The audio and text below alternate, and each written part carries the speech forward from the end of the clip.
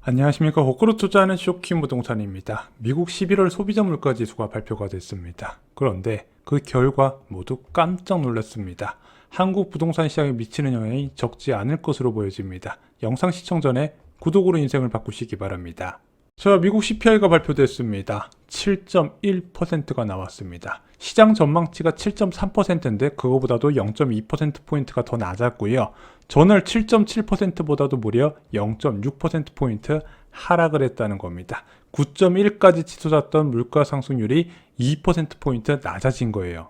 근원 CPI도요, 예상치보다 낮았어요. 근원 CPI는 변동성이 큰 식료품이나 에너지를 제외하고 집계한 품목인데 이것도 6.0%가 나왔습니다. 시장 예측치 6.1%보다 낮았어요. 자, 지난 10월 달에는 6.3%가 나왔거든요. 이제 조금 있으면 5%대를 볼 수 있을 것 같습니다. 근데 이 근원 CPI가 왜 중요하냐?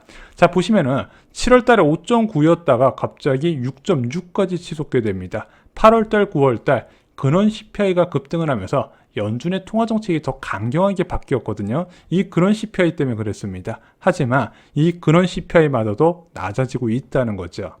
증시는 환호했습니다. 위험자산 투자자들이 가장 기다리던 지표가 나왔거든요.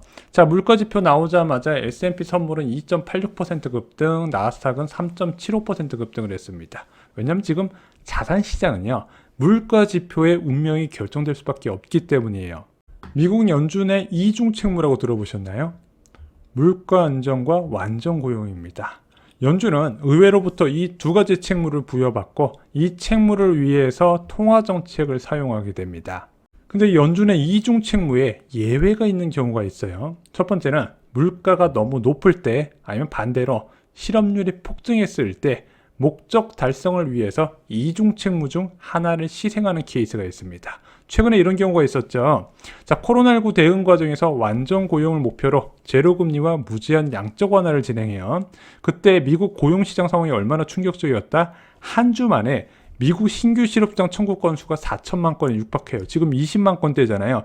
그 200배 이상 증가한 상황이 펼쳐지니까 어떻게 된다? 무조건 돈을 풀어 제끼기 시작을 했다는 거죠. 근데 그 과정에서 물가 불안 조짐이 좀 나타났지만 제롬 파월 의장은 일시적일 가능성이 있다고 보면서 크게 통화정책 방향을 바꾸지 않고 자기네들한테 우선적으로 부여된 완전 고용을 달성하기 위해서 매진을 했다는 거죠.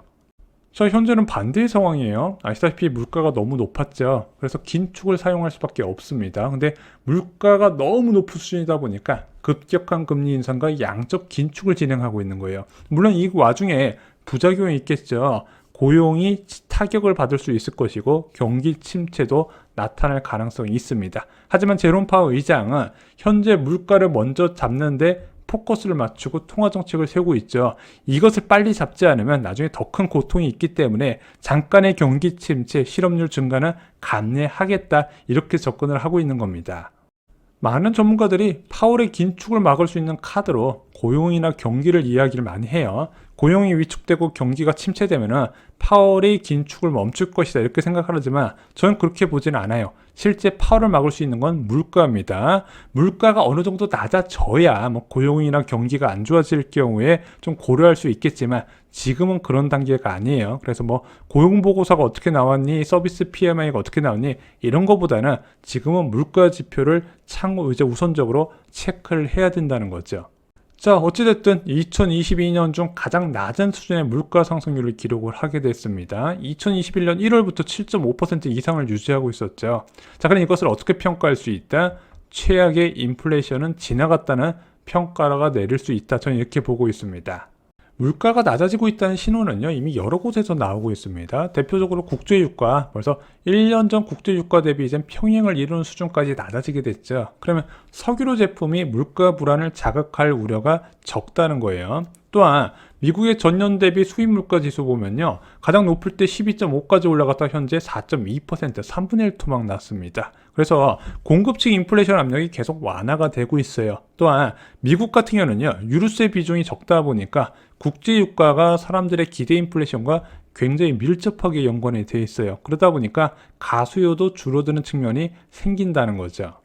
제니 옐런 재무장관이 지난 11일 중요한 발언을 했습니다. 어떤 발언? 미국의 인플레이션 내년 말까지 훨씬 낮아질 거라고.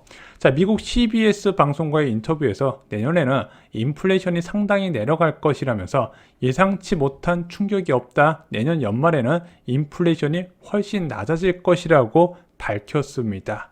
이 제니 옐런 재무장관의 말을 전 좀 주의 깊게 듣는 게 2021년 3월에 어떤 이야기를 했냐면은 내년까지 완전 고용을 달성할 가능성이 있다고 했는데 실제 그게 2022년 1월에 달성이 됐어요.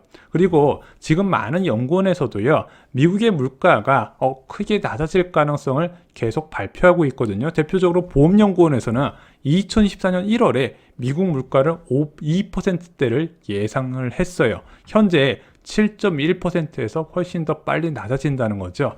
기존금리는요, 물가 베이스로 움직이게 됩니다.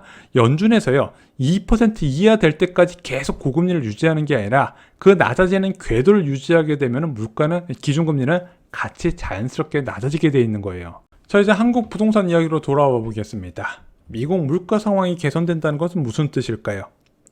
먼저 달러 가치 하락을 의미하겠죠. 또한 미국 10년물 국채 수익률 하락을 의미하게 됩니다. 저희가 얼마 전에 환율과 시장금리, 채권금리의 중요성에 대해서 말씀드렸죠. 왜냐면은 환율이 원달러 환율이 치솟고 시장 채권금리가 치솟게 되면은 국내 유동성 시장에 문제가 있다는 뜻이 된다 말씀드렸는데, 그 반대로 움직이게 된다는 것은 국내 자금 시장 경색이 개선된다는 뜻도 됩니다.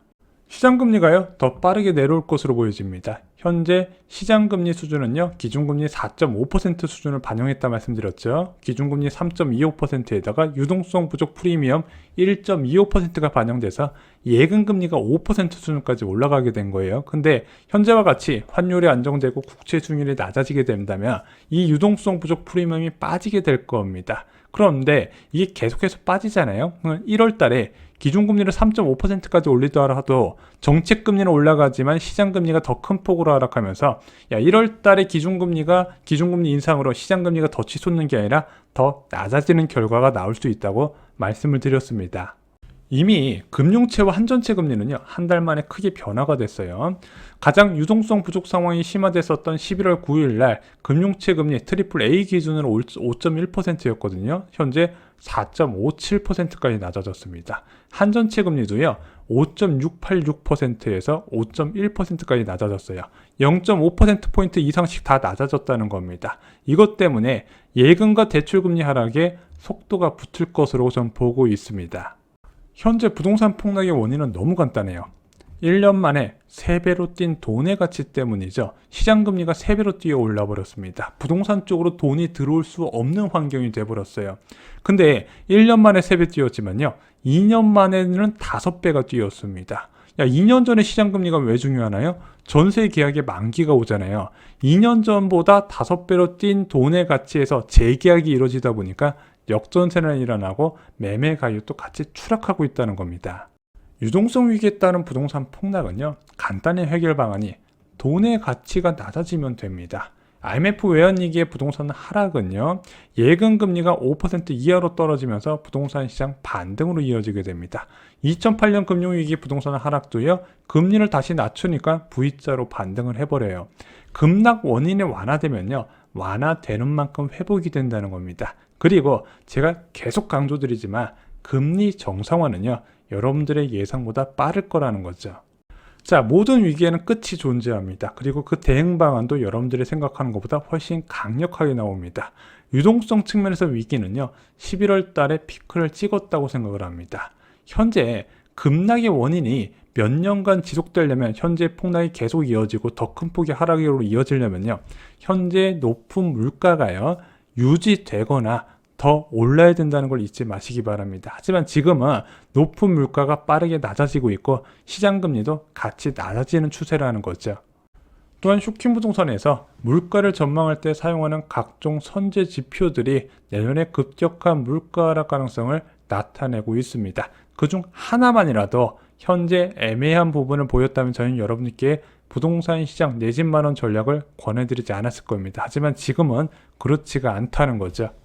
쇼킹부동산은 2023년부터 2024년 초 전월세 만기되는 실수자들의 자연스러운 내 집 마련을 권해드리고 있습니다. 쇼킹부동산 서적 역전세 대란에 여러분들이 내 집 마련을 이번에 꿈을 이뤄야 되는 모든 이유를 담아두었습니다. 이상으로 영상 마치겠습니다. 좋아요, 구독, 공유 꼭 부탁드립니다. 감사합니다.